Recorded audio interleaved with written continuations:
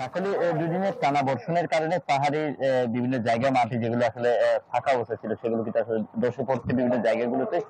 তদ্রুপে আজকে দুপুরে বান্দরবানের রুমা সড়কের দুইটি স্থানে, একটি হচ্ছে দলিয়ান পাড়া এবং অন্যটি হচ্ছে কুমিপাড়া। এই দুইটি পাড়াতে আসলে পাড়ার পাশে যে সড়কটি রয়েছে রুমা বান্দরবান সড়কে, সেখানে পাহাড়ের মাটি ধসে পড়ার কারণে এবং দুই একটা জায়গায় গাছ পড়ার কারণে রুমার সাথে বান্দরবানের সড়ক যোগাযোগ বন্ধ রয়েছে এবং সেটি সচল করার জন্য Sabbir CCB, Bandarban fire service এবং রুমা ফায়ার সার্ভিসের দুইটি ইউনিট আসলে তারা কাজ করছে। আমি রুমা উপজেলার নির্বাহী কর্মকর্তা মোহাম্মদ আতিকুর রহমানের সাথে কথা বলেছিলাম। তিনি আমাদেরকে যেটি জানিয়েছে, এই সড়ক যোগাযোগ বন্ধ হওয়ার পর থেকে কিন্তু ফায়ার সার্ভিস এবং স্থানীয়দের সহযোগিতার পাশাপাশি সেনাবাহিনীর উদ্যোগে কিন্তু সড়কের মাটি সরানোর কাজ চলছে।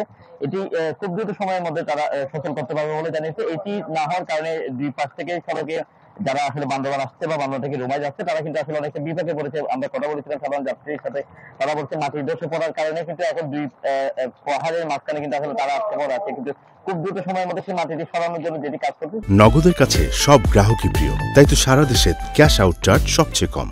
যদি কাজ সম্পূর্ণ হলে কিন্তু বান্দরবানের সাথে রুমার সেই সড়ক যোগাযোগ সফল হওয়ার কথা রয়েছে। তবে এখনো পর্যন্ত টানা বর্ষণের ফলে বান্দরবানের সাঙ্গু এবং মাতামহরী নদীর যে পানির স্রোত রয়েছে সেটা অনেকটা বাড়তে শুরু করেছে। আমরা একটু জেলা প্রশাসক প্রধানের সাথে কথা বলেছিলাম, তিনি আমাদেরকে যেটি জানিয়েছে, টানা বর্ষণের কারণে বিভিন্ন নির্মাণগুলো প্লাবিত হওয়া বা যে কোনো মানুষকে নিরাপদে সরিয়ে আনার জন্য জেলা প্রশাসনের পক্ষ থেকে বিভিন্ন জায়গায় মাইকিং করা হচ্ছে, সচেতনতা বৃদ্ধি করা হচ্ছে। পাশাপাশি একটু পরে জেলা প্রশাসন সহ মুজাহিদুদ্দিনের নেতৃত্বে বিভিন্ন ঝুঁকিপূর্ণ এলাকার মানুষকে সরিয়ে আনার জন্য তিনি পরিদর্শনে যাবেন বলে আমাদেরকে জানিয়েছে।